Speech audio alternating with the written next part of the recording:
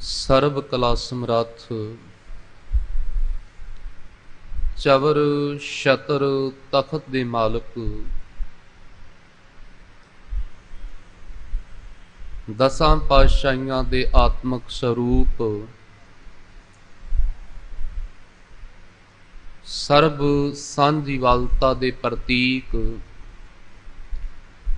ਗੁਰਤਾ ਗੱਦੀ ਤੇ ਸੁਭਾਏਮਾਨ ਸ਼ਬਦ ਗੁਰੂ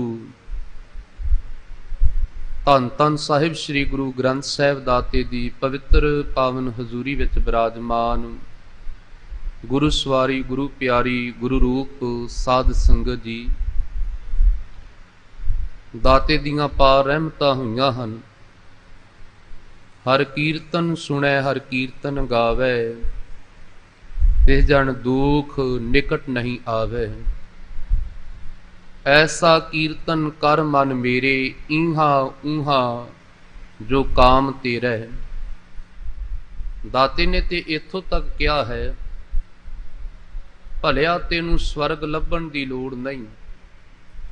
ਜਿਨ੍ਹਾਂ ਲੋਕਾਂ ਨੇ ਉਹ ਨਕਸ਼ੇ ਬਣਾਏ ਨੇ ਉਹਨਾਂ ਦੀ ਆਪਣੀ ਮਨੋਤ ਹੋ ਸਕਦੀ ਹੈ, ਪਰ ਮੈਂ ਤੈਨੂੰ ਸੱਚਖੰਡ ਦੇ ਕੇ ਜਾ ਰਿਹਾ। ਮੈਂ ਤੈਨੂੰ ਐਸਾ ਸਵਰਗ ਦੇ ਕੇ ਜਾ ਰਿਹਾ।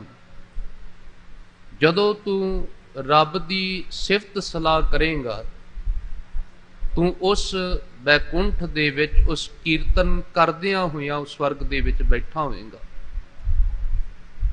ਮੁਕਤ ਭੁਗਤ ਜੁਗਤ ਤੇਰੀ ਸੇਵਾ, ਜਿਸ ਤੂੰ ਆਪ ਕਰਾਹੇ ਤਹਾਂ ਬੈਕੁੰਠ ਜੈ ਕੀਰਤਨ ਤੇਰਾ, ਤੂੰ ਆਪੇ ਸ਼ਰਧਾ ਲਾਹੇ। ਰੱਬੀ ਬਾਣੀ ਦੀ ਸਿਫਤ ਸਲਾਹ ਗੁਰੂ ਕੇ ਕੀਰਤਨੀਏ ਬੜੇ ਪਿਆਰ ਦੇ ਨਾਲ ਆਪ ਸੰਗਤਾਂ ਨੂੰ ਸਰਵਣ ਕਰਾ ਰਹੇ ਸਨ।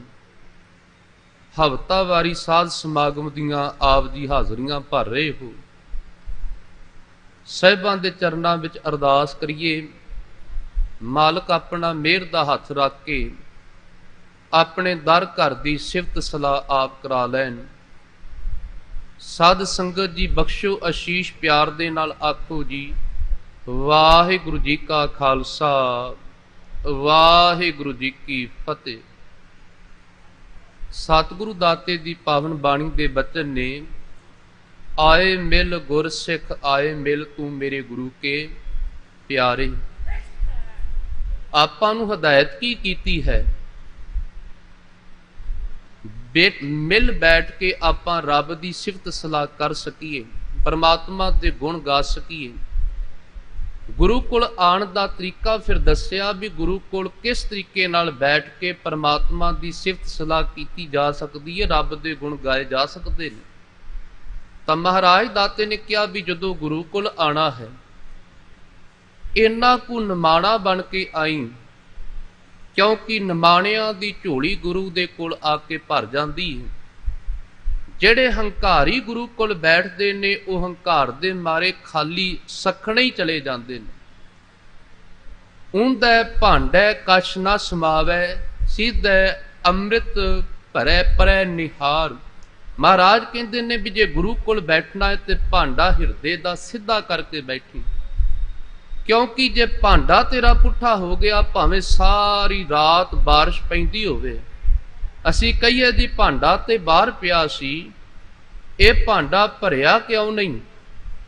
ਤੇ ਵੇਖਣ ਵਾਲਾ ਸੱਜਣ ਕਹੇਗਾ ਵੀ ਕਾਰਨ ਇਹਦਾ ਪਤਾ ਜੇ ਕੀ ਏ, ਭਾਂਡਾ ਤਾਂ ਭਾਵੇਂ ਬਾਹਰ ਪਿਆ ਸੀ, ਪਰ ਇਹ ਭਾਂਡਾ ਹੀ ਪੁੱਠਾ ਪਿਆ ਸੀ।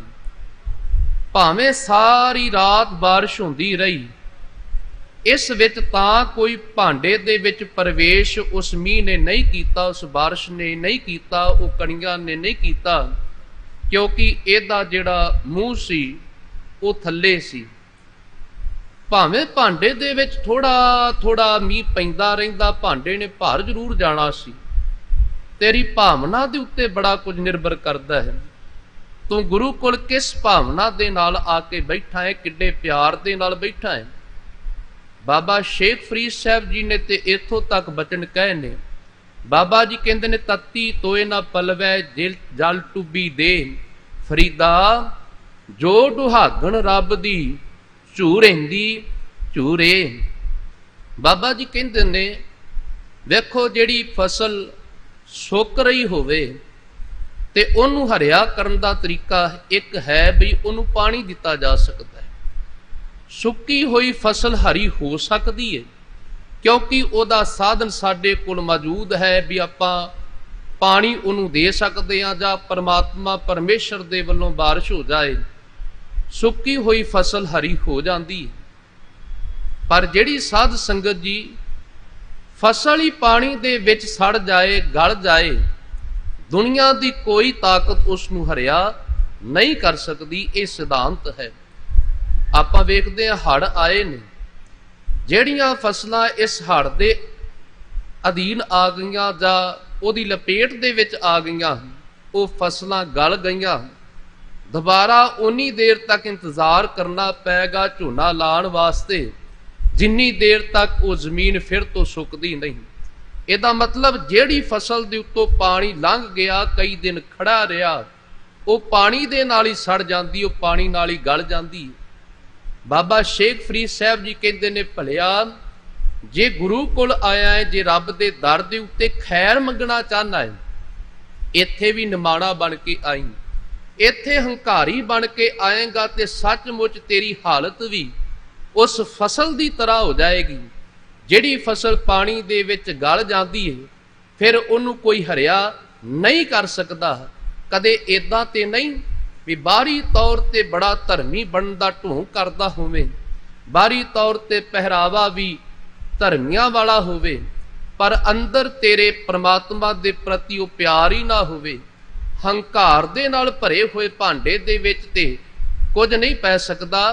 ਹੰਕਾਰੀ ਦੀ ਹਾਲਤ ਤੇ ਦੁਹਾਗਣ ਵਰਗੀ ਹੈ। ਬਾਬਾ ਜੀ ਕਹਿੰਦੇ ਨੇ, ਜਿਹੜੀ ਦੁਹਾਗਣ ਹੀ ਰੱਬ ਦੀ ਬਣ ਜਾਏ ਉਹ ਹਮੇਸ਼ਾ ਝੂਰਦੀ ਰਹਿੰਦੀ ਹੈ। ਤੇ ਝੂਰਨ ਦਾ ਅਰਥ ਕੀ ਹੁੰਦਾ? ਹਮੇਸ਼ਾ ਹੀ ਦੁਖੀ ਰਹਿਣਾ, ਹਮੇਸ਼ਾ ਹੀ ਝੋਰੇ ਦੇ ਵਿੱਚ ਰਹਿਣਾ, ਪਰਮਾਤਮਾ ਦੇ ਨਾਲ ਗਿਲਾ ਸ਼ਿਕਵਾ ਕਰਦੇ ਹੀ ਰਹਿਣਾ। ਆਪਾਂ ਹੁਣੇ ਮੁੱਖ ਵਾਕ ਦੇ ਰੂਪ ਵਿਖੇ ਵੀ ਧੰਨ ਗੁਰੂ ਨੌਵੇਂ ਪਾਤਸ਼ਾਹ ਮਹਾਰਾਜ ਦਾਤੇ ਦੇ ਅੰਮ੍ਰਿਤ ਬਚਨ ਸਰਵਣ ਕੀਤੇ ਨੇ। ਜੋ ਨਾਰ ਦੁੱਖ ਮੈਂ ਦੁੱਖ ਨਹੀਂ ਮਾਨੈ, ਸੁਖ ਸਨੇ ਅਰ ਭੈ ਨਹੀਂ ਜਾਕੈ, ਕੰਚਨ ਮਾਟੀ ਮਾਨੈ, ਨਹਿ ਨਿੰਦਿਆ ਨਹਿ ਉਸਤਤ ਜਾਕੈ, ਲੋਭ ਮੋਹ ਅਭਿਮਾਨਾ, ਹਰਖ ਸ਼ੋਕ ਤੇ ਰਹਿ ਨਿਆਰਾ, ਨਾਹਿ ਮਾਨ ਅਪਮਾਨਾ। ਕਿਉਂਕਿ ਇਹ ਭਾਂਡਾ ਉਦੋਂ ਭਰਦਾ ਹੈ ਜਦੋਂ ਤੇਰੇ ਹਿਰਦੇ ਦੀ ਭਾਵਨਾ ਬਣਦੀ ਹੈ। ਸਤਿਗੁਰੂ ਦਾਤੇ ਨੇ ਤਾਂ ਫਰਮਾਇਆ, ਭਾਈ ਹੰਕਾਰੀ ਬਣ ਕੇ ਨਾ ਆ, ਨਿਮਾਣਾ ਬਣ ਕੇ ਆ, ਨਹੀਂ ਤੇ ਤੇਰੀ ਹਾਲਤ ਉਹ ਸਿੰਮਲ ਦੇ ਰੁੱਖ ਵਰਗੀ ਹੋ ਜਾਏਗੀ। ਬੜਾ ਉੱਚਾ ਹੈ, ਬੜਾ ਹੀ ਸਿੱਧਾ ਹੈ। ਪੰਛੀ ਆਏ ਆਸ ਕਰਕੇ, ਫਲ ਵੀ ਉਸ ਨੂੰ ਲੱਗੇ ਨੇ, ਫੁੱਲ ਵੀ ਲੱਗੇ ਨੇ, ਔਰ ਇਥੋਂ ਤੱਕ ਪੱਤਰ ਵੀ ਉਸ ਦੇ ਨੇ। ਆਏ ਵਿਚਾਰੇ ਆਸ ਕਰਕੇ ਬਈ ਇਸ ਰੁੱਖ ਤੋਂ ਕੁਝ ਖਾਣ ਨੂੰ ਖੁਰਾਕ ਮਿਲ ਜਾਏਗੀ, ਪਰ ਬੜੇ ਨਿਰਾਸ਼ ਹੋਏ ਕਿਉਂਕਿ ਜਦੋਂ ਫਲ ਦੇਖ ਕੇ ਫਲ ਵੀ ਫਿੱਕੇ, ਫੁੱਲ ਵੀ ਬਕ ਬਕੇ, ਔਰ ਪੱਤਰ ਵੀ ਉਸ ਦੇ ਕੰਮ ਨਾ ਆਏ, ਨਿਰਾਸ਼ ਹੋ ਕੇ ਤੁਰ ਗਏ। ਤਾਂ ਗੁਰੂ ਨਾਨਕ ਪਾਤਸ਼ਾਹ ਮਹਾਰਾਜ ਕਹਿੰਦੇ ਨੇ, ਕਦੇ ਤੇਰੀ ਹਾਲਤ ਇਹ ਨਾ ਹੋ ਜਾਏ, ਸਿਮਲ ਰੁੱਖ ਸਰਾਇਰਾ, ਅਤ ਦੀਰਘ ਅਤ ਮੁੱਚ, ਓਏ ਜੇ ਆਵੇਂ ਆਸ ਕਰ, ਜਾਹੇ ਨਿਰਾਸੇ ਕੇ ਫਲ ਫਿੱਕੇ, ਫੁੱਲ ਬਕ ਬਕੇ, ਕੰਮ ਨਾ ਆਵੇਂ ਪਤ, ਮਿੱਠਤ ਨੀਵੀਂ ਨਾਨਕਾ, ਗੁਣ ਚੰਗਿਆਈਆਂ ਤਤ। ਮਹਾਰਾਜ ਕਹਿੰਦੇ ਨੇ, ਜੇ ਮਿੱਠਤ ਨੀਵੀਂ ਆ ਗਈ ਨਾ, ਭਾਵ ਨੀਵਾਂਪਨ ਨਿਮਾਣਾ ਬਣ ਗਿਆ, ਜੇਕਰ ਨਿਮਰਤਾ ਤੇਰੇ ਅੰਦਰ ਆ ਗਈ ਤਾਂ ਦਾਤਾ ਜੀ ਕਹਿੰਦੇ ਨੇ ਪਰਮਾਤਮਾ ਦੇ ਦਰ ਤੇ ਪ੍ਰਵਾਨ ਹੋ ਜਾਏਗਾ। ਹੁਣ ਦੂਜਾ ਪੱਖ ਵੀ ਇਹ ਲਿਆ, ਬਹੁਤੀ ਵਾਰੀ ਸਾਡੀ ਬੋਲੀ ਦੇ ਵਿੱਚ ਐਸੇ ਬੋਲ ਆ ਜਾਂਦੇ ਨੇ, ਦਾਸ ਨੇ ਇਹ ਕੀਤਾ ਜੀ, ਦਾਸ ਉੱਥੇ ਗਿਆ ਜੀ, ਦਾਸ ਨੇ ਇਹ ਕਰਨਾ ਹੈ ਜੀ। ਉਹ ਦਾਸ ਭਾਵਨਾ ਦੇ ਵਿੱਚ ਵੀ ਕਿਤੇ ਨਾ ਕਿਤੇ ਹੰਕਾਰ ਛੁਪਿਆ ਹੁੰਦਾ ਹੈ ਵੀ ਮੈਂ ਆ ਸਭ ਕੁਝ ਕੀਤਾ। ਪਰ ਜਦੋਂ ਕਿ ਬਾਣੀ ਦੇ ਇਹ ਬਚਨ ਨੇ, ਇੱਥੇ ਤੇ ਸਤਿਗੁਰੂ ਦਾਤਾ ਜੀ ਕਹਿੰਦੇ ਨੇ, ਕਬੀਰ ਮੇਰਾ ਮੁਝ ਮੈਂ ਕਿਛ ਨਹੀਂ, ਜੋ ਕਿਛ ਹੈ ਸੋ ਤੇਰਾ, ਤੇਰਾ ਤੁਝ ਕੋ ਸੌਂਪ ਤੇ ਕਿਆ ਲਾਗੈ ਮੇਰਾ। ਪਰਮਾਤਮਾ ਦੇ ਦਰ ਤੇ ਉਹ ਪ੍ਰਵਾਨ ਹੁੰਦਾ ਹੈ। ਵੇਖੋ ਦੁਨੀਆ ਦੇ ਵਿੱਚ ਆਪਾਂ ਦੇਖਦੇ ਹਾਂ ਕੁਝ ਲੋਕ ਤੇ ਐਸੇ ਨੇ ਜਿਹੜੇ ਕਹਿੰਦੇ ਨੇ, ਮੇਰਾ ਮੇਰਾ ਹੈ, ਤੇਰਾ ਤੇਰਾ ਹੈ। ਪਹਿਲੀ ਤਰੀਕੇ ਦੇ ਉਹ ਲੋਕ ਨੇ ਜਿਨ੍ਹਾਂ ਨੂੰ ਆਪਾਂ ਸਧਾਰਨ ਲੋਕ ਕਹਿ ਸਕਦੇ ਹਾਂ। ਦੂਜੇ ਤਰੀਕੇ ਦੇ ਉਹ ਲੋਕ ਨੇ ਜਿਹੜੇ ਕਹਿੰਦੇ ਨੇ, ਮੇਰਾ ਤੇ ਮੇਰਾ ਹੈ, ਪਰ ਤੇਰਾ ਵੀ ਮੇਰਾ ਹੈ। ਉਹ ਜਿਹੜੇ ਲੋਕ ਨੇ ਉਹ ਲੋਭੀ ਬਿਰਤੀ ਵਾਲੇ ਲੋਕ ਨੇ। ਤੀਜੇ ਤਰੀਕੇ ਦੇ ਉਹ ਲੋਕ ਨੇ ਜਿਹੜੇ ਕਹਿੰਦੇ ਨੇ ਮੇਰਾ ਤੇ ਮੇਰਾ ਹੈ ਪਰ ਤੇਰਾ ਵੀ ਮੇਰਾ ਹੈ। ਪਰ ਜਦੋਂ ਆਪਾਂ ਚੌਥੀ ਬਿਰਤੀ ਵਾਲੇ ਲੋਕਾਂ ਦੇ ਦੀਦਾਰ ਕਰਦੇ ਆ ਨਾ, ਉਹ ਕਹਿੰਦੇ ਨੇ ਤੇਰਾ ਹੀ ਤੇਰਾ ਹੈ, ਮੇਰਾ ਤੇ ਮੇਰੇ ਵਿੱਚ ਹੈ ਹੀ ਕੁਝ ਨਹੀਂ। ਮੈਂ ਕਿਸ ਗੱਲ ਦਾ ਹੰਕਾਰ ਕਰਾਂ? ਆ ਸਰੀਰ ਦਾ ਹੰਕਾਰ ਕਰਾਂ ਤੇ ਕਾਹਦਾ ਹੰਕਾਰ ਕਰਾਂ? ਸਰੀਰ ਵੀ ਤੇ ਤੇਰਾ ਦਿੱਤਾ ਹੋਇਆ ਹੈ। ਜੇ ਮੈਂ ਰੂਪ ਦਾ ਹੰਕਾਰ ਕਰਾਂ ਤੇ ਮਹਾਰਾਜ ਕਾਹਦਾ ਹੰਕਾਰ ਕਰਾਂ? ਆ ਵੀ ਤੇ ਤੇਰੀ ਦਾਤ ਹੈ। ਜੇ ਮੈਂ ਘਰ ਦਾ ਹੰਕਾਰ ਕਰਾਂ ਤੇ ਕਾਹਦਾ ਹੰਕਾਰ ਕਰਾਂ? ਇੱਕ ਪ੍ਰਮਾਤਮਾ ਜੀ, ਇਹ ਵੀ ਤੁਹਾਡੀ ਦਿੱਤੀ ਹੋਈ ਦਾਤ ਹੈ। ਇੱਥੋਂ ਤੱਕ ਮੈਂ ਕਿਸ ਚੀਜ਼ ਦਾ ਹੰਕਾਰ ਕਰਾਂ? ਧੀਆਂ ਪੁੱਤਰ ਵੀ ਤੇਰੀਆਂ ਦਾਤਾਂ ਨੇ, ਧਨ ਦੌਲਤ ਵੀ ਤੇਰੀ ਦਾਤ ਹੈ। ਪਰਮਾਤਮਾ ਜੇ ਕੋਈ ਆਵਾਜਾਈ ਦਾ ਸਾਧਨ ਦਿੱਤਾ ਹੈ, ਇਹ ਵੀ ਤੇਰੀ ਦਾਤ ਹੈ। ਇਸ ਕਰਕੇ ਹੰਕਾਰ ਰਾਈ ਮਾਤਰ ਵੀ ਹਿਰਦੇ ਵਿੱਚ ਨਾ ਆਏ। ਇਸ ਕਰਕੇ ਉਹ ਕਹਿੰਦੇ ਨੇ ਮੇਰਾ ਮੇਰੇ ਵਿੱਚ ਹੈ ਹੀ ਕੁਝ ਨਹੀਂ, ਜੋ ਕੁਝ ਹੈ ਸਭ ਕੁਝ ਤੇਰਾ ਹੀ ਹੈ। ਔਰ ਜੇਕਰ ਤੇਰਾ ਤੈਨੂੰ ਹੀ ਸੌਂਪ ਦਈਏ ਤਾਂ ਫਿਰ ਮੈਂ ਹੰਕਾਰ ਕਿਸ ਗੱਲ ਦਾ ਕਰਾਂ? ਜੇ ਸੌਂਪਿਆ ਹੀ ਤੇਰੀ ਦਾਤ ਦੇ ਵਿੱਚੋਂ ਕੁਝ ਦਿੱਤਾ ਹੈ, ਉਹ ਵੀ ਤੈਨੂੰ ਦਿੱਤਾ ਹੈ, ਦਾਤ ਹੀ ਤੇਰੀ ਹੈ, ਤੇ ਮੈਂ ਹੰਕਾਰ ਕਿਸ ਗੱਲ ਦਾ ਕਰਾਂ ਵੀ ਇਹ ਦਾਤ ਮੇਰੀ ਹੈ? ਮਹਾਰਾਜ ਦਾਤੇ ਨੇ ਕਿਹਾ ਵੀ ਪਹਿਲਾ ਤੇ ਗੁਣ ਆ ਧਾਰਨ ਕਰ, ਕਿਉਂਕਿ ਜਿਹਦੇ ਅੰਦਰ ਆ ਗੁਣ ਆ ਗਿਆ, ਮਿੱਠਤ ਨੀਵੀਂ ਨਾਨਕਾ ਗੁਣ ਚੰਗਿਆਈਆਂ ਤਾਂ। ਫਿਰ ਮਹਾਰਾਜ ਦਾਤਾ ਜੀ ਕਹਿੰਦੇ ਨੇ ਸਭ ਕੋ ਨਿਵੇਂ ਆਪ ਕੋ, ਪਰ ਕੋ ਨਿਵੇਂ ਨਾ ਕੋਏ, ਧਰਤਾ ਰਾਜੂ ਤੋਲੀਐ ਨਿਵੇਂ ਸੋ ਗੌਰਾ ਹੋਏ, ਅਪਰਾਧੀ ਦੂਣਾ ਨਿਵੇਂ ਜਿਉ ਹਮਤਾ ਮਿਰਗਾਹੇ, ਸੀਸ ਨਿਵਾਇਆ ਕਿਆ ਥੀਆ ਜਾ ਹਿਰਦੇ ਕੁਸੁਦੇ ਜਾਹੇ। ਹੁਣ ਦੂਜਾ ਪੱਖ ਧੰਨ ਗੁਰੂ ਨਾਨਕ ਪਾਤਸ਼ਾਹ ਮਹਾਰਾਜ ਦਾਤੇ ਨੇ ਲਿਆ। ਪਾਤਸ਼ਾਹ ਮਹਾਰਾਜ ਕਹਿੰਦੇ ਨੇ ਵੀ ਨਿਆਉਣਾ ਚੰਗਾ ਗੁਣ ਹੈ। ਵੇਖੋ ਤਕੜੀ ਦੇ ਵਿੱਚ ਆਪਾਂ ਜਦੋਂ ਤੋੜਦੇ ਆ ਨਾ, ਜਿਹੜਾ ਪਾਸਾ ਜਿਹੜਾ ਹੈ ਨੀਵਾ ਹੁੰਦਾ ਹੈ ਨਾ, ਇਹਦਾ ਮਤਲਬ ਉਹਦੇ ਵਿੱਚ ਕੋਈ ਵਸਤੂ ਰੱਖੀ ਗਈ ਹੈ। ਵਸਤੂ ਦੇ ਕਾਰਨ ਉਹ ਜਿਹੜਾ ਪਾਸਾ ਨੀਵਾ ਹੋ ਗਿਆ ਤੇ ਦੂਜਾ ਪਾਸਾ ਉੱਚਾ ਰਹਿ ਗਿਆ। ਜਿਸ ਹਿਰਦੇ ਦੇ ਵਿੱਚ ਗੁਣ ਆ ਗਿਆ ਨਾ, ਉਹ ਨਿਮਰਤਾ ਦੇ ਵਸ ਝੁਕ ਜਾਂਦਾ ਹੈ। ਕਿਉਂਕਿ ਹੰਕਾਰੀ ਬੰਦੇ ਦਾ ਸੁਭਾਅ ਕੀ ਹੁੰਦਾ ਹੈ? ਕਹੋ ਕਬੀਰ ਸ਼ੂਸ਼ਾ ਘੱਟ ਬੋਲੇ, ਭਰਿਆ ਹੋਏ ਸੋ ਕਬੂ ਨਾ ਡੋਲੇ। ਜਿਹੜਾ ਹਿਰਦਾ ਬਾਕੀ ਗੁਣਾ ਤੋਂ ਸਕਣਾ ਹੈ ਨਾ, ਉਸ ਘੜੇ ਦੀ ਤਰ੍ਹਾਂ ਹੈ। ਜਿਵੇਂ ਉਹ ਪਾਣੀ ਨਹੀਂ ਨਾ ਘੜੇ ਦੇ ਵਿੱਚ ਤੇ ਉਹਨੂੰ ਖੜਕਾਈਏ ਤੇ ਉਹ ਛਣਕ ਚ ਪੈਂਦਾ ਹੈ, ਏਦਾਂ ਉਹ ਹਿਰਦਾ ਹੈ। ਜਿਸ ਹਿਰਦੇ ਦੇ ਵਿੱਚ ਮਾਲਕ ਦੀ ਯਾਦ ਨਹੀਂ, ਜਿਸ ਹਿਰਦੇ ਦੇ ਵਿੱਚ ਪਰਮਾਤਮਾ ਦੇ ਗੁਣ ਨਹੀਂ ਟਿਕੇ, ਉਹ ਬੋਲੇਗਾ ਵੀ ਬਹੁਤਾ ਤੇ ਉਹਦੇ ਬੋਲਣ ਦੇ ਵਿੱਚੋਂ ਵੀ ਹੰਕਾਰ ਦੀ ਬਦਬੂ ਆਏਗੀ। ਅਸੀਂ ਆਪੋ ਆਪਣਾ ਜੀਵਨ ਦਾ ਮੰਥਨ ਕਰਕੇ ਦੇਖਣਾ ਹੈ ਵੀ ਆਪਾਂ ਜਦੋਂ ਗੁਰੂ ਕੋਲ ਆਉਣੇ ਆ, ਕਿਸ ਭਾਵਨਾ ਦੇ ਨਾਲ ਗੁਰੂ ਕੋਲ ਚੱਲ ਕੇ ਆਉਣੇ ਆ। ਕਿ ਸਾਡੇ ਹਿਰਦੇ ਵਿੱਚ ਕਿਤੇ ਕੋਈ ਹੰਕਾਰ ਤੇ ਨਹੀਂ, ਸਾਡੇ ਹਿਰਦੇ ਦੀ ਭਾਵਨਾ ਕੈਸੀ ਹੈ? ਕਿਉਂਕਿ ਜੇ ਹਿਰਦੇ ਦੀ ਭਾਵਨਾ ਬੱਚੇ ਵਾਲੀ ਹੋ ਜਾਏ ਨਾ, ਜੇ ਹਿਰਦੇ ਦੀ ਭਾਵਨਾ ਮੈਂ ਤੋਂ ਰਹਿਤ ਹੋ ਜਾਵੇ ਤੇ ਉਹ ਝੋਲੀ ਭਰਨ ਲੱਗਿਆ ਦੇਰ ਨਹੀਂ ਲਾਉਂਦਾ। ਪਰ ਗੁਰੂ ਨਾਨਕ ਪਾਤਸ਼ਾਹ ਮਹਾਰਾਜ ਦਾਤੇ ਨੇ ਦੂਜਾ ਪੱਖ ਇਹ ਵੀ ਦੱਸਿਆ। ਦਾਤਾਰ ਪਿਤਾ ਮਹਾਰਾਜ ਕਹਿਣ ਲੱਗੇ ਵੀ ਭੁਲੇਖਾ ਵੀ ਨਾ ਖਾ ਜਾਈਂ, ਨਿਆਉਣਾ ਹੀ ਸਭ ਕੁਝ ਨਾ ਸਮਝ ਲਈ, ਤਨ ਦਾ ਨਿਆਉਣਾ ਨਾ ਸਭ ਕੁਝ ਸਮਝ ਲਈ, ਤਨ ਦੇ ਝੁਕਣ ਨੂੰ ਹੀ ਕੇਵਲ ਮੈਂ ਪ੍ਰਵਾਨ ਨਹੀਂ ਕਰ ਸਕਦਾ। ਮਹਾਰਾਜ ਫਿਰ ਤੁਸੀਂ ਕਿਸ ਗੱਲ ਨੂੰ ਪ੍ਰਵਾਨ ਕਰਦੇ ਹੋ? ਜੇ ਤਨ ਦਾ ਝੁਕਣਾ ਬਹੁਤ ਕੁਝ ਨਹੀਂ ਤੇ ਫਿਰ ਤੁਸੀਂ ਕਿਸ ਚੀਜ਼ ਨੂੰ ਪ੍ਰਵਾਨ ਕਰਦੇ ਹੋ? ਵੀ ਤੁਹਾਡੇ ਦਰ ਤੇ ਆਇਆ ਹੋਇਆ ਜਗਿਆਸੂ ਤੁਹਾਡੀ ਨਜ਼ਰੇ ਪ੍ਰਵਾਨ ਹੋ ਜਾਵੇ, ਤੁਹਾਡੇ ਸਕੂਲ ਵਿੱਚ ਪੜ੍ਹਿਆ ਹੋਇਆ ਵਿਦਿਆਰਥੀ ਚੰਗੇ ਨੰਬਰ ਲੈ ਕੇ ਪਰਮਾਤਮਾ ਦੇ ਦਰ ਦੇ ਉੱਤੇ ਪਰਵਾਨਿਆ ਜਾਏ। ਮਹਾਰਾਜ ਫਿਰ ਉਹ ਕਿਹੜੇ ਗੁਣ ਨੇ ਜਿਹੜੇ ਗੁਣ ਅਸੀਂ ਧਾਰਨ ਕਰੀਏ ਤੇ ਉਹ ਗੁਣ ਧਾਰਨ ਕਰਨ ਦੇ ਨਾਲ ਸੱਚਮੁੱਚ ਪਰਮਾਤਮਾ ਦੇ ਦਰ ਦੇ ਉੱਤੇ ਉਹ ਮਾਣ ਵਡਿਆਈ ਮਿਲ ਜਾਏ। ਤਾਂ ਗੁਰੂ ਨਾਨਕ ਪਾਤਸ਼ਾਹ ਮਹਾਰਾਜ ਦਾਤਾ ਜੀ ਬਖਸ਼ਿਸ਼ ਕਰਦੇ ਨੇ। ਸਤਿਗੁਰੂ ਦਾਤਾ ਜੀ ਕਹਿੰਦੇ ਨੇ ਵੇਖ ਇੱਕ ਸ਼ਿਕਾਰੀ ਵੱਲ, ਉਸਨੇ ਜਦੋਂ ਸ਼ਿਕਾਰ ਖੇਡਣ ਲੱਗਿਆ ਹਿਰਨ ਨੂੰ ਦੇਖਿਆ ਨਾ ਤੇ ਬਿਲਕੁਲ ਨਿਉ ਗਿਆ। ਹੁਣ ਉਹਦਾ ਨਿਉਣਾ ਆਪਾਂ ਕੀ ਕਵਾਂਗੇ ਵੀ ਪਰਮਾਤਮਾ ਦੇ ਦਰ ਤੇ ਉਹ ਪ੍ਰਵਾਨ ਹੋ ਜਾਏਗਾ। ਆਖਰ ਨਿਉਆ ਤੇ ਉਹ ਵੀ ਹੈ ਨਾ, ਤੁਧ ਨੋ ਨਿਵਨ ਮੰਨਣ ਤੇਰਾ ਨਾਉ, ਸਾਜ ਭੇਟ ਬੈਸਣ ਕੋ ਥਾਉ, ਸਤ ਸੰਤੋਖ ਹੋਵੇ ਅਰਦਾਸ, ਤਾਂ ਸੁਣ ਸਦ ਬਹਾਲੇ ਪਾਸ। ਤਾਂ ਗੁਰੂ ਗਰੀਬ ਨਿਵਾਜ ਸਤਿਗੁਰੂ ਦਾਤਾ ਜੀ ਕਹਿੰਦੇ ਨੇ ਤੈਨੂੰ ਨਿਉਣਾ ਕੀ ਹੈ? ਤੇਰੀ ਗੱਲ ਮੰਨਣੀ, ਜੋ ਤੂੰ ਕਹਿਣਾ ਹੈ ਉਸ ਨੂੰ ਸਤ ਕਰਕੇ ਮੰਨ ਲੈਣਾ ਹੀ ਤੇਰੇ ਚਰਨਾਂ ਦੇ ਵਿੱਚ ਝੁਕਣਾ ਹੈ। ਜੇ ਆਪਾਂ ਸਰੀਰ ਕਰਕੇ ਗੁਰੂ ਚਰਨਾਂ ਦੇ ਵਿੱਚ ਨਿਉ ਰਹੇ ਹਾਂ ਪਰ ਮਨ ਕਰਕੇ ਨਹੀਂ ਨਿਉ ਰਹੇ, ਅੰਦਰੋਂ ਨਿਮਰਤਾ ਨਹੀਂ ਆਈ, ਤੇ ਗੁਰੂ ਪਾਤਸ਼ਾਹ ਜੀ ਕਹਿੰਦੇ ਨੇ ਉਹ ਤੇਰਾ ਨਿਉਣਾ ਵੀ ਇੱਕ ਢੋਂਗ ਹੋ ਗਿਆ, ਉਹ ਵੀ ਪਖੰਡ ਹੋ ਗਿਆ, ਕਿਉਂਕਿ ਉਹ ਤੇਰਾ ਸਰੀਰ ਕੇਵਲ ਨਿਉ ਰਿਹਾ ਹੈ, ਪਰ ਅੰਦਰੋਂ ਤੂੰ ਝੁਕਣ ਵਾਸਤੇ ਤਿਆਰ ਹੀ ਨਹੀਂ ਹੋਇਆ। ਮਨ ਦਾ ਭਾਂਡਾ ਜੇ ਧੋਣਾ ਚਾਹਨਾ ਹੈ ਤੇ ਸੱਚਮੁੱਚ ਨਿਮਰਤਾ ਦੇ ਵਿੱਚ ਆ, ਉਹਦੇ ਚਰਨਾਂ ਦੇ ਵਿੱਚ ਝੁਕ। ਜੇ ਗੁਰੂ ਪਾਠਸ਼ਾਲਾ ਦੇ ਵਿੱਚ ਆਣ ਕੇ ਬੈਠ ਗਿਓ ਨਾ, ਤਾਂ ਗੁਰੂ ਸ਼ਬਦ ਦੇ ਰਾਹੀਂ ਤੇਰੇ ਹਿਰਦੇ ਨੂੰ ਇੰਨਾ ਕੁ ਧੋ ਦੇਗਾ, ਧੋਤਾ ਹੋਇਆ ਹਿਰਦਾ ਮਾਲਕ ਦੀ ਨਜ਼ਰ ਦੇ ਵਿੱਚ ਪ੍ਰਵਾਨ ਹੋ ਜਾਏਗਾ। ਤਾਂ ਮਹਾਰਾਜ ਕਹਿੰਦੇ ਨੇ ਉਹਦੀ ਨਜ਼ਰ ਵਿੱਚ ਕਿਹੜਾ ਪ੍ਰਵਾਨ ਹੋਏਗਾ? ਜਿਹੜਾ ਬਿਲਕੁਲ ਬੱਚੇ ਦੀ ਤਰ੍ਹਾਂ ਬਣ ਕੇ ਗੁਰੂ ਦੇ ਕੋਲ ਆਉਂਦਾ ਹੈ। ਹੁਣ ਬੱਚੇ ਦਾ ਸੁਭਾਅ ਕੀ ਹੈ?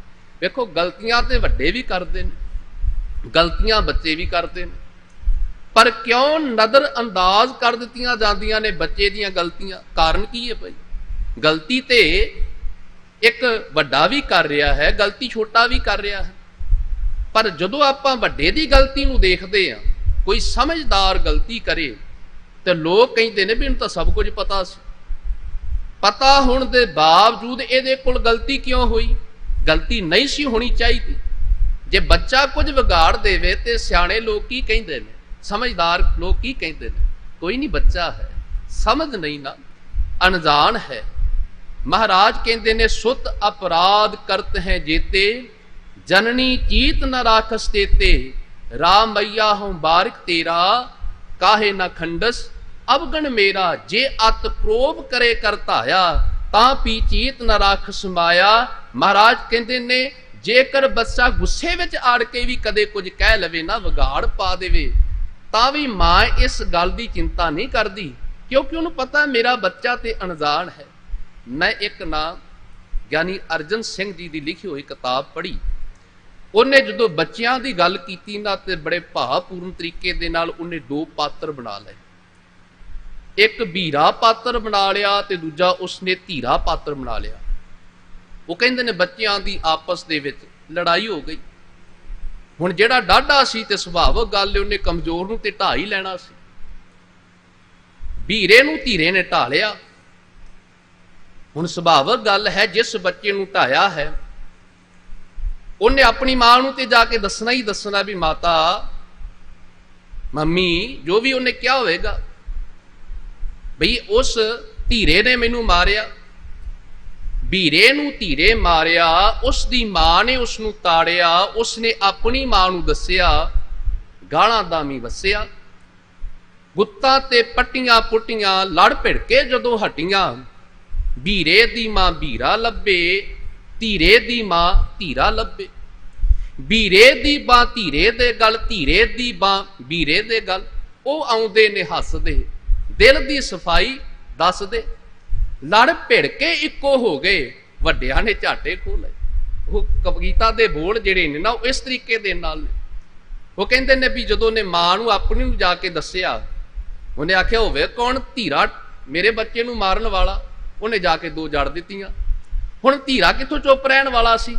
ਉਹਨੇ ਆਪਣੀ ਮਾਂ ਨੂੰ ਆ ਕੇ ਦੱਸਿਆ ਵੀ ਵੀਰੇ ਦੀ ਮਾਂ ਆਈ, ਉਹਨੇ ਮੈਨੂੰ ਦੋ ਚਪੇੜਾਂ ਮਾਰੀਆਂ। ਲੈ ਹੋਵੇ ਕੌਣ? ਧੀਰੇ ਦੀ ਮਾਂ ਕਹਿੰਦੀ ਹੈ ਵੀਰੇ ਦੀ ਮਾਂ ਹੋਵੇ ਕੌਣ? ਮੇਰੇ ਬੱਚੇ ਨੂੰ ਮਾਰਨ ਵਾਲੀ। ਜਾ ਕੇ ਪੁੱਛਦੀ ਆ। ਉਹਨੇ ਜਾ ਕੇ ਉਹਨੂੰ ਕਿਹਾ ਵੀ ਮੇਰੇ ਬੱਚੇ ਨੂੰ ਕਿਉਂ ਮਾਰਿਆ? ਆਪਸ ਵਿੱਚ ਬਹਿਸਬਾਜ਼ੀ ਹੋ ਗਈ, ਤੇ ਐਸੀ ਬਹਿਸਬਾਜ਼ੀ ਹੋ ਗਈ, ਇੱਕ ਦੂਜੇ ਦੇ ਉਹਨਾਂ ਨੇ ਜੁੰਡੇ ਖਿਲਾਰ ਦਿੱਤੇ, ਗੁੱਤਾਂ ਪੱਟ ਪੁੱਟ ਦਿੱਤੀਆਂ। ਲੜ ਭਿੜ ਕੇ ਜਦੋਂ ਹਟ ਗਈਆਂ ਨਾ, ਹੁਣ ਆਖਰ ਤੇ ਲੜਾਈ ਤੇ ਸਮਾਪਤ ਹੋਣੀ ਸੀ ਨਾ। ਹੁਣ ਜਦੋਂ ਲੜ ਭਿੜ ਕੇ ਜਦੋਂ ਹਟੀਆਂ ਨਾ, ਹੁਣ ਵੀਰੇ ਦੀ ਮਾਂ ਵੀਰਾ ਲੱਭੇ, ਧੀਰੇ ਦੀ ਮਾਂ ਧੀਰਾ ਲੱਭੇ। ਜਿਹੜੀ ਵੀਰੇ ਦੀ ਮਾਂ ਸੀ ਉਹ ਆਪਣੇ ਵੀਰੇ ਨੂੰ ਪੁੱਤ ਨੂੰ ਲੱਭਦੀ ਏ, ਧੀਰੇ ਦੀ ਮਾਂ ਆਪਣੇ ਪੁੱਤ ਨੂੰ ਲੱਭਦੀ ਏ। ਤਾਂ ਫਿਰ ਕੀ ਦੇਖਦੀਆਂ ਨੇ? ਬੜਾ ਅਚਰਜ ਹੁੰਦਾ ਉਹਨਾਂ ਨੂੰ। ਵੀਰੇ ਦੀ ਬਾਂ ਧੀਰੇ ਦੇ ਗਲ, ਧੀਰੇ ਦੀ ਬਾਂ ਵੀਰੇ ਦੇ ਗਲ। ਬੱਚਿਆਂ ਦਾ ਤੇ ਸਾਧ ਸੰਗਤ ਜੀ ਆ ਸੁਭਾਵ ਜੀ। ਜੇ ਆਪਾਂ ਕਹੀਏ ਨਾ ਬੱਚੇ ਲੜ ਰਹੇ ਨੇ, ਤੇ ਚਲੋ ਆਪਾਂ ਵੀ ਵਿੱਚ ਪੈ ਕੇ ਝਗੜਾ ਕਰ ਲਈਏ, ਤੇ ਕਈ ਵਾਰੀ ਕੈਸਾ ਹੁੰਦਾ ਹੈ, ਬੱਚੇ ਤੇ ਲੜ ਭਿੜ ਕੇ ਇੱਕੋ ਹੋ ਜਾਂਦੇ ਨੇ, ਪਰ ਵੱਡਿਆਂ ਦੇ ਮਨ ਮੁਟਾਵ ਇੰਨੇ ਵੱਧ ਜਾਂਦੇ ਨੇ, ਇੰਨੇ ਝਗੜੇ ਵੱਧ ਜਾਂਦੇ ਨੇ, ਆਪਸ ਦੇ ਵਿੱਚ ਬੋਲਣਾ ਤੱਕ ਛੱਡ ਦਿੰਦੇ ਨੇ, ਵਿਆਹ ਸ਼ਾਦੀਆਂ ਵਿੱਚ ਵਰਤਣਾ ਤੱਕ ਛੱਡ ਦਿੰਦੇ ਨੇ। ਪਰ ਉਹ ਕਹਿੰਦੇ ਨੇ ਵੀ ਭਾਈ, ਜੇ ਰੱਬ ਦੇ ਘਰ ਆਉਣਾ ਹੈ ਤੇ ਆ ਬਿਰਤੀ ਲੈ ਕੇ ਆਓ, ਬੱਚਿਆਂ ਵਾਲੀ ਬਿਰਤੀ ਲੈ ਕੇ ਆਓ।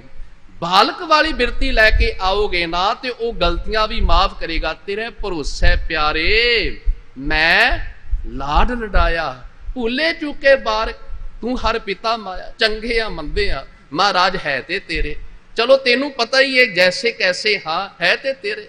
ਵੀਰੇ ਦੀ ਬਾਂ ਧੀਰੇ ਦੇ ਗੱਲ, ਧੀਰੇ ਦੀ ਬਾਂ ਵੀਰੇ ਦੇ ਗੱਲ। ਉਹ ਆਉਂਦੇ ਨੇ ਹੱਸਦੇ, ਦਿਲ ਦੀ ਸਫਾਈ ਦੱਸਦੇ, ਲੜ ਭਿੜ ਕੇ ਇੱਕੋ ਹੋ ਗਏ, ਵੱਡਿਆਂ ਨੇ ਝਾਟੇ ਇੱਕੋ ਲਏ। ਉਹ ਤੇ ਲੜ ਭਿੜ ਕੇ ਬੱਚਿਆਂ ਦਾ ਸੁਭਾਅ ਹੈ, ਉਹਨਾਂ ਨੇ ਤੇ ਇੱਕ ਹੀ ਹੋ ਜਾਣਾ ਹੈ।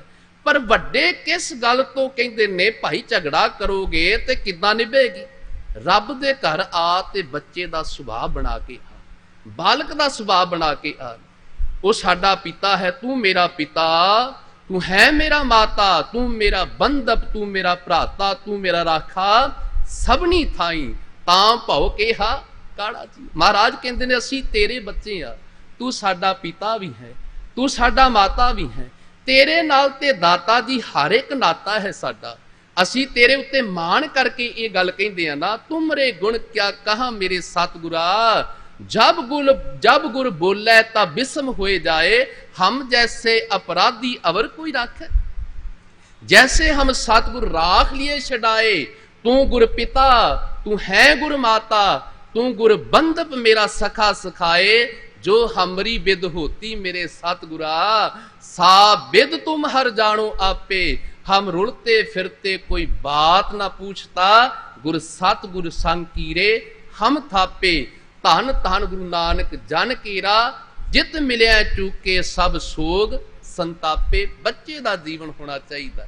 ਇਦਾਂ ਬਣ ਕੇ ਜਦੋਂ ਗੁਰੂ ਦੇ ਕੋਲ ਆਵਾਂਗੇ ਨਾ ਤਾਂ ਮਹਾਰਾਜ ਕਹਿੰਦੇ ਨੇ ਗੁਰੂ ਰਹਿਮਤਾਂ ਦਾ ਮੀਂਹ ਵਰਸਾਏਗਾ, ਗੁਰੂ ਕਿਰਪਾ ਕਰੇਗਾ, ਪਰ ਹੰਕਾਰੀ ਬਣ ਕੇ ਨਾ ਆਈ ਗੁਰੂ ਕੋਲ। ਇਸੇ ਕਰਕੇ ਭਾਈ ਸਾਹਿਬ ਭਾਈ ਗੁਰਦਾਸ ਜੀ ਨੇ ਨਾ ਬੜੇ ਪਿਆਰ ਦੇ ਨਾਲ ਕੁਝ ਬੋਲ ਕਹੇ।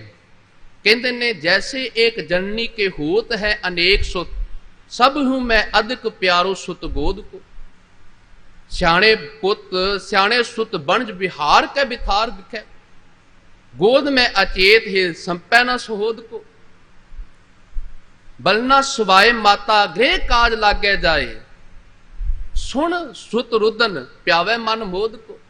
आपा खोए जोए गुरु चरण शरण आवे। वेखो इदां आइए गुरु दे कोल। भाई साहब भाई गुरदास जी पहलियां पंक्तियां विच लिखदे ने, माता पिता दे पुत बच्चे ते अनेका हुंदे ने। समा पुरातन सी, चलो अज दा समा ते बदल गया। उस मुताबक श्रीमान भाई साहब भाई गुरदास जी ने ये गल लिखी, जिन्हां नूं आपां गुरबाणी दी कुंजी कहने आ, जिन्हां ने केवल गुरबाणी नूं पढ़िया ही नहीं बल्कि उन्हां दे हिस्से मालक ने बड़ी वड्डी सेवा लाई। धन गुरु अर्जन साहब सतगुरु दाते ने भाई साहब भाई गुरदास जी दे कोल श्री गुरु ग्रंथ साहब जी की लिखाई का काज भी कराया। फिर उन्होंने केवल बाणी नूं पढ़िया ही नहीं, बाणी नूं विचारिया। फिर किते किते जदों उन्होंने ऐसा महसूस होया ना बई आम सिख की नज़र दे विच कदे आ पाणी की पंक्ति, क्योंकि बड़ी महंगी बाणी है, कदे समझ ना आए, तो भाई साहब भाई गुरदास जी ने बड़े तरीके दे नाल एक एक पंक्ति नूं समझिया ते फिर उन्होंने विस्तार भी दिता। इस करके उन्होंने जो बच्चे की गल की ना, भाई साहब जी कह लगे वेखो एक जननी दे बच्चे ते अनेका ने। जननी दा अर्थ हुंदा है माता, मां दे बच्चे ते अनेका ने। पर जो बच्चे वड्डे हो जाते हैं, अज तक का समा साध संगत जी ऐसा है, कदे आपां हालात देखते हैं तो बड़ा दुख लगता है भी आ पंजाब की धरती नूं ते आपां गुरु पीरां की धरती कहने आ।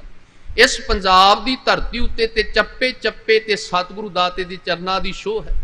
आपां फिर की कहने आ, भाई साहब भाई गुरदास जी की कहते हैं, जिथे बाबा पैर धरे पूजा आसन थापन सोआ।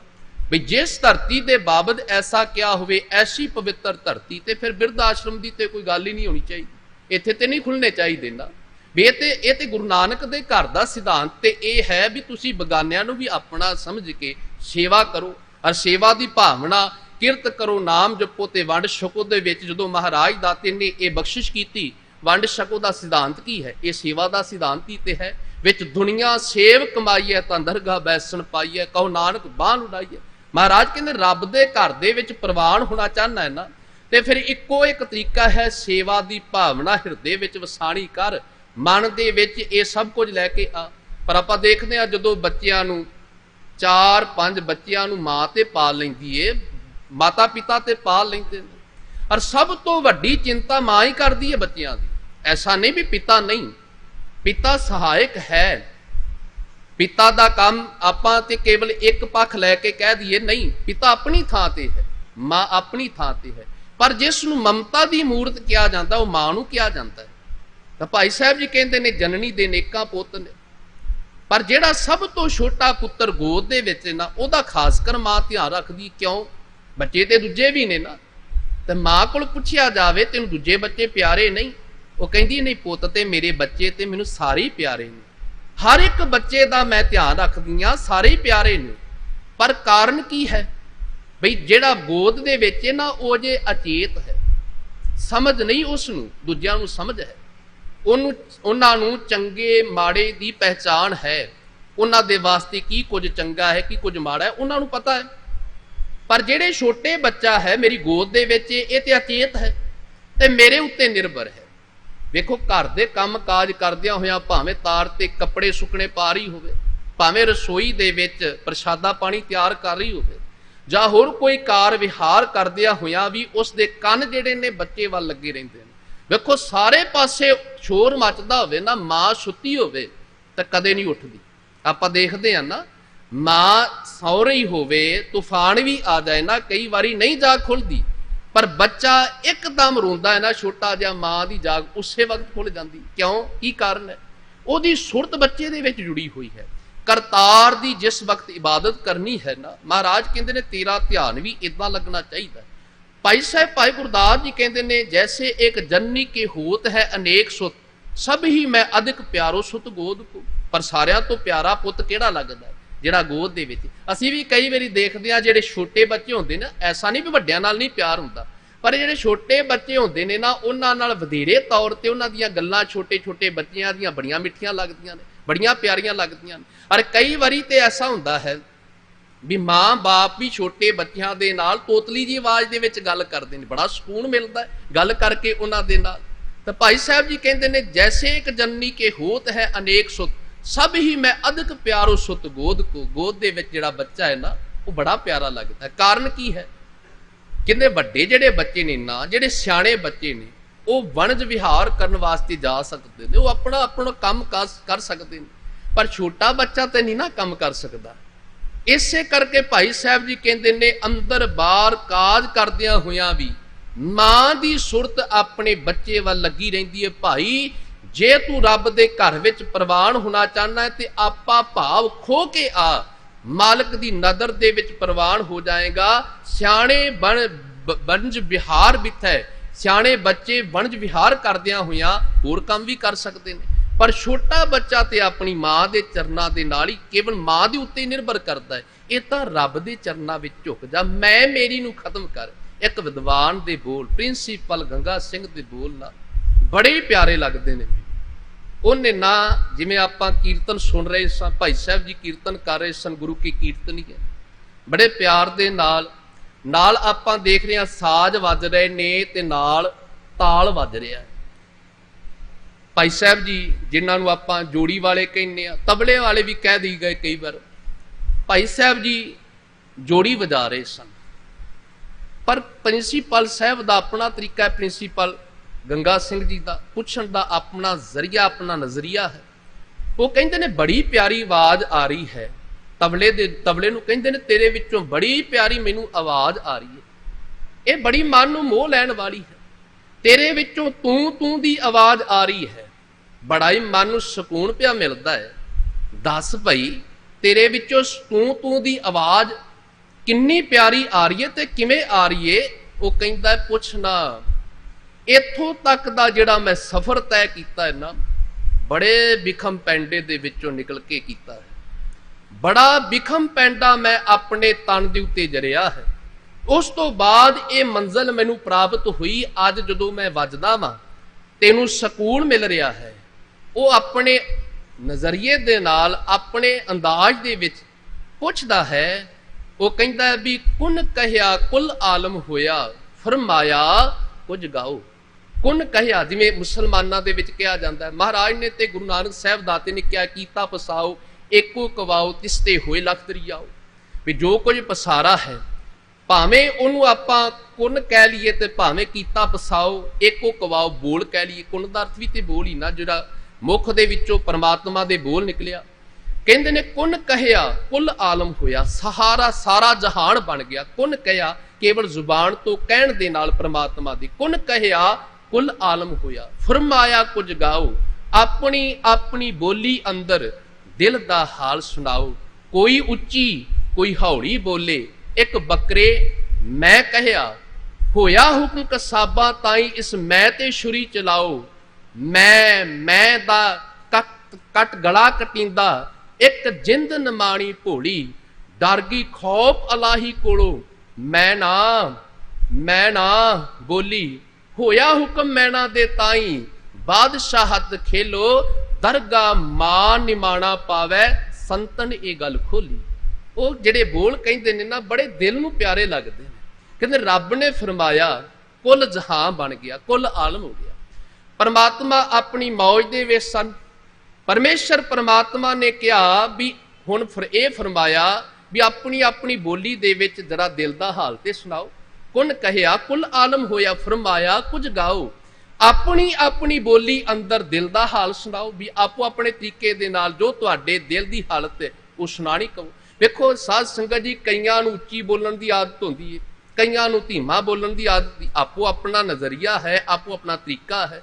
ਪਰਮਾਤਮਾ ਨੇ ਹਰ ਇੱਕ ਨੂੰ ਲਹਿਜਾ ਵੀ ਆਪੋ ਆਪਣਾ ਦਿੱਤਾ ਹੈ। ਆਪਾਂ ਕਿਸੇ ਦੀ ਰੀਸ ਥੋੜੀ ਕਰ ਸਕਦੇ ਵੀ ਜੈਸਾ ਕਿਸੇ ਦਾ ਲਹਿਜਾ ਹੈ ਉਹ ਵੈਸਾ ਹੀ ਬੋਲੇਗਾ, ਜਿਵੇਂ ਦਾ ਕਿਸੇ ਦਾ ਢੰਗ ਹੈ। ਕੋਈ ਬੰਦਾ ਇੱਕਦਮ ਉੱਚੀ ਆਵਾਜ਼ ਦੇ ਵਿੱਚ ਬੋਲਦਾ ਹੈ, ਆਮ ਗੱਲ ਵੀ ਕਰਦਾ ਹੋਵੇ ਨਾ ਤੇ ਬੜਾ ਚਲਾ ਕੇ ਬੋਲੇਗਾ। ਕਈ ਬੰਦੇ ਗੱਲ ਕਰਦਿਆਂ ਹੋਇਆ ਦੂਰ ਖੜੇ ਬੰਦੇ ਨੂੰ ਤੇ ਕਈ ਵਾਰੀ ਪਾਸ ਖੜੇ ਬੰਦੇ ਨੂੰ ਵੀ ਨਹੀਂ ਪਤਾ ਲੱਗਦਾ। ਹੁਣ ਆਪੋ ਆਪਣਾ ਤਰੀਕਾ ਹੈ। ਕੁਨ ਕਹਿਆ ਕੁੱਲ ਆਲਮ ਹੋਇਆ, ਫਰਮਾਇਆ ਕੁਝ ਗਾਓ, ਆਪਣੀ ਆਪਣੀ ਬੋਲੀ ਅੰਦਰ ਦਿਲ ਦਾ ਹਾਲ ਸੁਣਾਓ। ਕੋਈ ਉੱਚੀ ਕੋਈ ਹੌਲੀ ਬੋਲੇ, ਇੱਕ ਬੱਕਰੇ ਮੈਂ ਕਹਿਆ, ਬੱਕਰੇ ਨੇ ਮੈਂ ਕਰਕੇ ਆਵਾਜ਼ ਮਾਰੀ। ਹੋਇਆ ਹੁਕਮ ਕਸਾਬਾਂ ਤਾਈ ਇਸ ਮੈਂ ਤੇ ਛੁਰੀ ਚਲਾਓ। ਮਾਲਕ ਦਾ ਹੁਕਮ ਕੀ ਹੋਇਆ? ਕਸਾਈਆਂ ਨੂੰ ਹੁਕਮ ਉਸਨੇ ਕੀਤਾ, ਆ ਜਿਹੜਾ ਮੈਂ ਦੀ ਆਵਾਜ਼ ਕਰ ਰਿਹਾ ਨਾ, ਜਿਹੜਾ ਮੈਂ ਕਰ ਰਿਹਾ, ਇਹਦੇ ਉੱਤੇ ਛੁਰੀ ਚਲਾਓ। ਪਰਮਾਤਮਾ ਪਰਮੇਸ਼ਰ ਨੇ ਜਦੋਂ ਕਸਾਈਆਂ ਨੂੰ ਕਿਹਾ ਤੇ ਉਹਨਾਂ ਨੇ ਛੁਰੀ ਚਲਾਈ। ਮੈਂ ਦਾ ਤੱਕ ਗਲਾ ਕਟਿੰਦਾ, ਇੱਕ ਜਿੰਦ ਨਮਾਣੀ ਭੋਲੀ। ਜਦੋਂ ਮੈਂ ਦਾ ਹਾਲ ਬੁਰਾ ਦੇਖਿਆ ਨਾ, ਉਹਦਾ ਗਲਾ ਕਟਿੰਦਾ ਹੋਇਆ ਦੇਖਿਆ ਨਾ, ਇੱਕ ਜਿੰਦ ਨਮਾਣੀ ਭੋਲੀ ਜੀ ਵਿਚਾਰੀ ਜਿੰਦ, ਛੋਟੀ ਜੀ ਜਿੰਦ, ਉਹ ਇੱਕਦਮ ਘਬਰਾ ਗਈ, ਡਰ ਗਈ ਖੌਫ ਅਲਾਹੀ ਕੋਲੋਂ ਮੈਂ ਨਾ ਬੋਲੀ। ਉਹ ਵਿਚਾਰੀ ਡਰਦੀ ਹੋਈ ਕੀ ਕਹਿੰਦੀ ਹੈ? ਪਰਮਾਤਮਾ ਦੇ ਖੌਫ ਤੋਂ ਡਰੀ। ਕਦੇ ਮੇਰੇ ਵਾਸਤੇ ਹੀ ਨਾ ਰੱਬ ਦਾ ਇਹ ਜਿਹਾ ਹੁਕਮ ਹੋ ਜਾਏ। ਪਰਮਾਤਮਾ ਦੇ ਖੌਫ ਤੋਂ ਡਰਦਿਆਂ ਹੋਇਆਂ ਕਹਿੰਦੀ ਮੈਂ ਨਾ, ਉਹਦਾ ਨਾਮ ਹੀ ਪੈ ਗਿਆ ਮੈਣਾ। ਕਹਿੰਦੇ ਮੈਂ ਨਾ ਬੋਲੀ, ਹੋਇਆ ਹੁਕਮ ਮੈਣਾ ਦੇ ਤਾਈ ਬਾਦਸ਼ਾਹਤ ਖੇਲੋ। ਰੱਬ ਨੇ ਹੁਕਮ ਕੀਤਾ, ਜਦੋਂ ਉਹਨੇ ਕਿਹਾ ਨਾ ਮੈਂ ਨਾ, ਮਹਾਰਾਜ ਪਰਮਾਤਮਾ ਪਰਮੇਸ਼ਰ ਵੱਲੋਂ ਹੁਕਮ ਆਇਆ।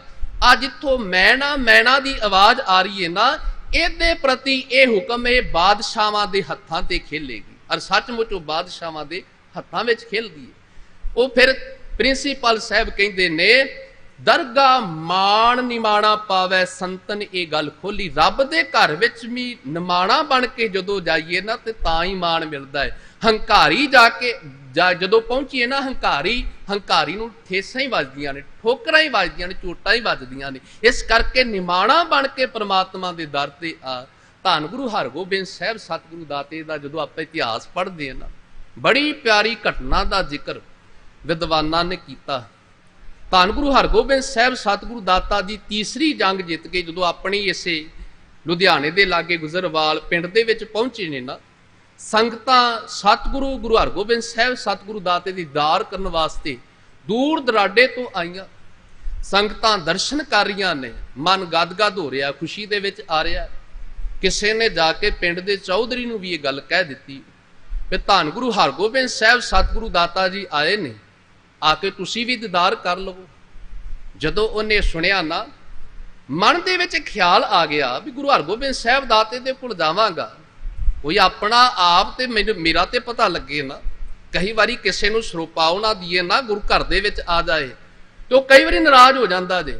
मैं तो गया सा, हुण की जाना है, उथों दी कमेटी बड़ी माड़ी है, मैनूं तो सरोपा ही नहीं दिता उसने, मैं सेवा इन्नी कीती ते उन्होंने ते मेरा मेरा मान तान ही नहीं किया। वो भाई आपां गुरु कोल इदां हंकारी बन के ना आईए, इत्थे निमाणे बन के प्रवान होया जा सकदा, हंकारी बन के नहीं। उन्हें मन में सोचा भी गुरु हरगोबिंद साहब दाते नूं तमाम संगतां नूं ते पता लगे भी पिंड दा चौधरी आया है, कोई पता लगे, कोई महाराज दाते दी नज़र दे विच भी पता लगे, आईयां होईयां संगतां नूं भी इस गल दा ख्याल होवे। उन्हें लठ मार अपने नाल कुछ साथी लै लए, एक सोने दे मुठे वाली उन्हें तलवार लै लई, बड़ी सोहनी पोशाक पा लई, ते एक चिट्टे रंग दा बाज जिहड़ा सी ओह लै के धन गुरु हरगोबिंद साहब सतगुरु दाते दे कोल पहुंच गया।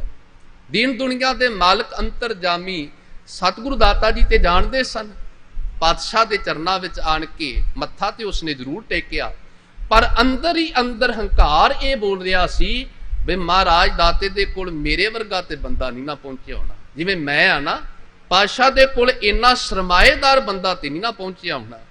महाराज दाते दे चरनां विच नमस्कार कीती, नाल ओदे साथी खड़े हुए ने। धन गुरु हरगोबिंद साहब सतगुरु दाता जी कहन लगे, महाराज कहंदे ने चौधरी पोशाक बड़ी सोहनी पाई आ, होर उस दे हौमे नूं पट्ठे पै गए भी वाह कमाल हो गई है। तां महाराज दाते ने भी मेरी तारीफ कर दी। धन गुरु हरगोबिंद साहब सतगुरु दाता जी कहन लगे तलवार बड़ी सोहनी आ। उन्होंने होर हंकार ने अंदरों आवाज मारी भी वाह वाह, उन संगतां नूं भी पता लग रहा। महाराज दाता जी कहन लगे बाज बड़ा सोहना है। जदों महाराज दाते ने इदां कहा ना, तो वह कहन लगा महाराज आ तलवार मेरे खानदान दे विच अकबर बादशाह ने सानू दिती सी, बड़ी महंगी ये तलवार है। सतगुरु दाता जी सुनते रहे। महाराज दाता जी आ जिहड़ी पोशाक है ना, ये फलाने वजीर ने सानू दिती सी, बड़ी कीमती पोशाक है। महाराज दाते ने भी सुनिया। दाता जी आ जिहड़ा बाज है ना, इथों दा नहीं, मैं बाहरों मंगाया, बड़े पैसे धन दे के मंगाया। महाराज आम बाज नहीं है। धन गुरु हरगोबिंद साहब दाता जी ने फिर इम्तिहान पा दिता।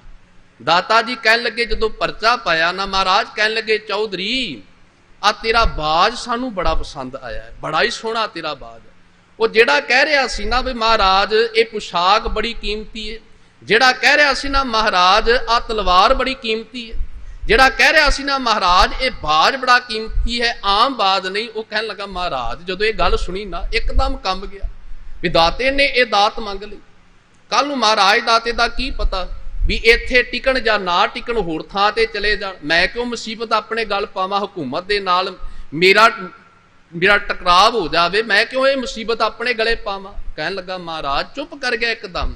महाराज तुसीं ते तुहाडे चरनां दे विच ते कीमती तो कीमती भेटावां पहुंचदियां ने, पता नहीं कीमती किन्नियां भेटावां पहुंचदियां ने, मेरे गरीब कोल ते आई बाज है ना, जिहड़ा पहिला हंकारी बन के आया सी ना, हुण कहन लगा महाराज मेरे गरीब कोल ते कुछ होर है ही नहीं ना, आ मेरे कोल ही बाज यही है।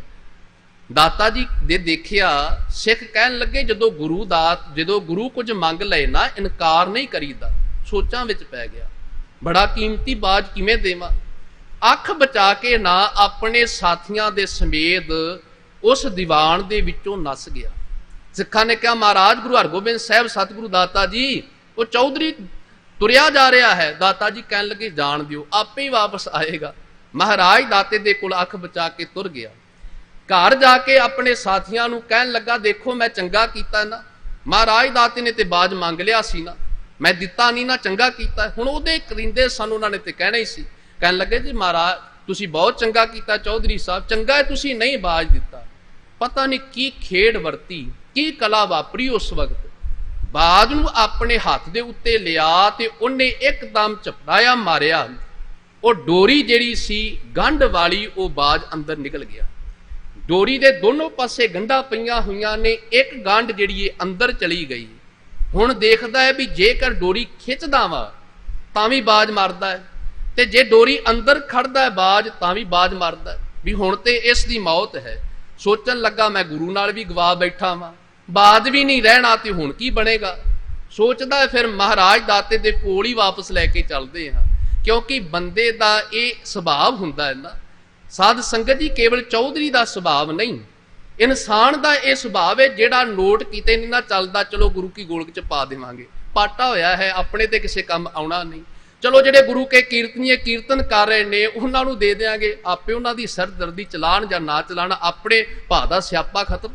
ਜੇਕਰ ਕੀਰਤਨ ਕਥਾ ਕਰ ਰਿਹਾ ਉਹਨੂੰ ਦੇ ਦਿਆਂਗੇ। ਬੰਦੇ ਦਾ ਸੁਭਾਅ ਹੈ ਨਾ, ਜਿਹੜੀ ਚੀਜ਼ ਕਿਤੇ ਨਹੀਂ ਨਾ ਚੱਲਦੀ ਉਹ ਚੱਲਦਾ ਵੀ ਗੁਰੂ ਦੇ ਕੋਲ ਆ ਕੇ ਗੋਲਕ ਦੇ ਵਿੱਚ ਪਾ ਕੇ ਆਪਾਂ ਆਪਣਾ ਖੇੜਾ ਛਡਾ ਲਈਏ। ਉਹ ਧੋਖਾ ਕਿਸ ਨਾਲ ਕਰਦਾ ਬੰਦਾ। ਮੈਂ ਸੋਚਣ ਵਾਲੀ ਗੱਲ ਤੇ ਇਹ ਹੈ ਨਾ ਵੀ ਜਿਸ ਚਰਨਾਂ ਦੇ ਵਿੱਚ ਆਣ ਕੇ ਆਪਾਂ ਦਾਤਾਂ ਮੰਗਦੇ ਆ, ਜਿਸ ਚਰਨਾਂ ਦੇ ਵਿੱਚ ਆ ਕੇ ਸਤਿਗੁਰੂ ਦਾਤੇ ਦੇ ਕੋਲ ਅਰਦਾਸਾਂ ਕਰਦੇ ਆ, ਉਹਦੇ ਨਾਲ ਹੀ ਧੋਖਾ ਤੇ ਨਹੀਂ ਕਰ ਰਹੇ। ਦੇਖੋ ਤੇ ਸਹੀ ਆਪਣੇ ਆਪ ਨੂੰ, ਜਰਾ ਆਪਣੇ ਆਪ ਤੋਂ ਪੁੱਛੋ। ਚੌਧਰੀ ਸੋਚਣ ਲੱਗਾ ਸਮਾਂ ਬੜਾ ਸੀਮਤ, ਮੈਂ ਕਹਿ ਕੇ ਸਮਾਪਤੀ ਕਰਦੇ ਆ। ਫਿਰ ਹੁਣ ਨੰਗੇ ਪੈਰੀ ਦੌੜਿਆ ਹੈ। ਸਤਿਗੁਰੂ ਗੁਰੂ ਹਰਗੋਬਿੰਦ ਸਾਹਿਬ ਮਹਾਰਾਜ ਦਾਤੇ ਦੇ ਚਰਨਾਂ ਵਿੱਚ ਜਾਣ ਕੇ ਬੇਨਤੀ ਕਰਾਂ। ਸਿੱਖ ਕਹਿਣ ਲੱਗੇ ਮਹਾਰਾਜ ਚੌਧਰੀ ਸਾਹਿਬ ਦੌੜੇ ਆ ਰਹੇ ਨੇ। ਦਾਤਾ ਜੀ ਕਹਿਣ ਲੱਗੇ ਆਣ ਦਿਓ। ਮਹਾਰਾਜ ਦਾਤੇ ਦੇ ਚਰਨਾਂ ਵਿੱਚ ਆਣ ਕੇ ਕਹਿੰਦਾ ਪਾਤਸ਼ਾਹ ਬੜੀ ਵੱਡੀ ਗੁਸਤਾਖੀ ਹੋ ਗਈ, ਬੜੀ ਵੱਡੀ ਭੁੱਲ ਹੋ ਗਈ ਜੇ। ਦਾਤਾ ਜੀ ਇਹ ਬਾਜ ਹੁਣ ਤੁਹਾਡਾ ਹੀ ਹੈ, ਭਾਵੇਂ ਇਸ ਨੂੰ ਰੱਖ ਲਓ ਤੇ ਭਾਵੇਂ ਇਸ ਨੂੰ ਮਾਰ ਦਿਓ। ਮਹਾਰਾਜ ਦਾਤਾ ਜੀ ਦੇਖਿਆ ਸਤਿਗੁਰੂ ਦਾਤੇ ਨੇ ਆਪਣੇ ਦਸਤੇ ਕਮਲ ਨੂੰ ਅੱਗੇ ਵਧਾਇਆ। ਉਹ ਬਾਜ ਆ ਕੇ ਮਹਾਰਾਜ ਦਾਤੇ ਦੇ ਖੱਬੀ ਬਾਹ ਦੇ ਉੱਤੇ ਬੈਠ ਗਿਆ। ਸਤਿਗੁਰੂ ਦਾਤੇ ਨੇ ਹੱਥ ਫੇਰਿਆ, ਸੱਜਾ ਹੱਥ, ਪਤਾ ਨਹੀਂ ਬਾਜ ਨੂੰ ਕੀ ਹੋਇਆ, ਇੱਕਦਮ ਉਹਨੇ ਉਹ ਜਿਹੜੀ ਡੋਰੀ ਅੰਦਰ ਆਈ ਸੀ ਉਹ ਇੱਕਦਮ ਬਾਹਰ ਕੱਢ ਦਿੱਤੀ। ਸਤਿਗੁਰੂ ਦਾਤੇ ਨੇ ਹੱਥ ਵਧਾਉਂਦਿਆਂ ਹੋਇਆਂ ਚੌਧਰੀ ਨੂੰ ਕਿਹਾ, ਲੈ ਚੌਧਰੀ ਸਾਹਿਬ ਆਪਣਾ ਬਾਜ ਸੰਭਾਲੋ। ਹੁਣ ਨਿਮਰਤਾ ਵਿੱਚ ਆਣ ਕੇ ਕਹਿਣ ਲੱਗਾ ਮਹਾਰਾਜ ਮੇਰੇ ਕੋਲ ਬੜੀ ਵੱਡੀ ਗੁਸਤਾਖੀ ਹੋ ਗਈ, ਬੜੀ ਵੱਡੀ ਭੁੱਲ ਹੋ ਗਈ ਪਾਤਸ਼ਾਹ। ਮੈਂ ਤੇ ਤੇਰੇ ਚਰਨਾਂ ਦੇ ਵਿੱਚ ਏਡੀ ਵੱਡੀ ਗਲਤੀ ਕਰ ਬੈਠਾ। ਸਤਿਗੁਰੂ ਦਾਤਾ ਜੀ ਗੁਰੂ ਹਰਗੋਬਿੰਦ ਸਾਹਿਬ ਦਾਤਾ ਜੀ ਕਹਿਣ ਲੱਗੇ ਚੌਧਰੀ ਸਾਹਿਬ ਅਸੀਂ ਤੇਰੇ ਕੋਲ ਇੰਨੀ ਦੂਰੋਂ ਬਾਜ ਲੈ ਨਹੀਂ ਸਾ ਆਏ, ਅਸੀਂ ਤੇ ਤੈਨੂੰ ਸਿੱਖੀ ਦੀ ਦਾਤ ਦੇਣ ਵਾਸਤੇ ਆਏ ਸਾਂ। ਫਿਰ ਨਿਮਾਣਾ ਬਣ ਕੇ ਹੁਣ ਸਤਿਗੁਰੂ ਦਾਤੇ ਦੇ ਚਰਨਾਂ ਵਿੱਚ ਜੋਦਰੀ ਕਰਦਾ ਹੈ, ਪਾਤਸ਼ਾਹ ਬਖਸ਼ ਲਓ, ਬੜੀ ਵੱਡੀ ਭੁੱਲ ਹੋ ਗਈ, ਮੈਨੂੰ ਆਪਣੇ ਦਰੋਂ ਸਿੱਖੀ ਦੀ ਦਾਤ ਦਿਓ। ਚੰਗਾ ਮੰਦਾ ਵਾਂ ਜੈਸਾ ਵੀ ਹਾਂ ਹੈ ਪਾਤਸ਼ਾਹ ਹੁਣ ਤੁਹਾਡਾ। ਸਤਿਗੁਰੂ ਗੁਰੂ ਹਰਗੋਬਿੰਦ ਸਾਹਿਬ ਦਾਤੇ ਨੇ ਫਿਰ ਸਿੱਖੀ ਦੀ ਦਾਤ ਬਖਸ਼ਿਸ਼ ਕੀਤੀ। ਭਾਈ ਜਦੋਂ ਵੀ ਆਪਾਂ ਗੁਰੂ ਕੋਲ ਆਣਾ ਹੈ ਬੱਚੇ ਬਣ ਕੇ ਆਈਏ, ਨਿਮਾਣੇ ਬਣ ਕੇ ਆਈਏ, ਹੰਕਾਰੀ ਬਣ ਕੇ ਇੱਥੋਂ ਕੁਝ ਨਹੀਂ ਪ੍ਰਾਪਤ ਹੁੰਦਾ। ਸਤਿਗੁਰੂ ਦਾਤਾ ਜੀ ਕਿਰਪਾ ਕਰਨ, ਮਿਹਰਮਤ ਕਰਨ। ਦਾਤੇ ਦੇ ਗੁਣ ਗਾਉਂਦਿਆਂ, ਆਪ ਸੰਗਤਾਂ ਦੇ ਦਰਸ਼ਨ ਕਰਦਿਆਂ ਬੇਅੰਤ ਗਲਤੀਆਂ ਹੋਣੀਆਂ ਸੁਭਾਵਿਕ ਨੇ। ਮਹਾਰਾਜ ਆਪ ਮਿਹਰ ਕਰਕੇ ਬਖਸ਼ਣਯੋਗ ਹਨ। ਗੁਰੂ ਰੂਪ ਸਾਧ ਸੰਗਤ ਬਖਸ਼ਣਯੋਗ ਹੈ। ਮੇਰੀਆਂ ਭੁੱਲਾਂ ਨਾ ਚਤਾਰਨੀਆਂ, ਸਾਹਿਬਾਂ ਦੇ ਚਰਨਾਂ ਵਿੱਚ ਅਰਦਾਸ ਕਰਨੀ। ਦਾਤਾ ਜੀ ਅੱਗੇ ਵਾਸਤੇ ਸਮਤ ਸੋਝੀ ਬਖਸ਼ਿਸ਼ ਕਰਨ। ਅਦਬ ਸਤਕਾਰ ਦੇ ਨਾਲ ਆਖੋ ਜੀ ਵਾਹਿਗੁਰੂ ਜੀ ਕਾ ਖਾਲਸਾ, ਵਾਹਿਗੁਰੂ ਜੀ ਕੀ ਫਤਿਹ।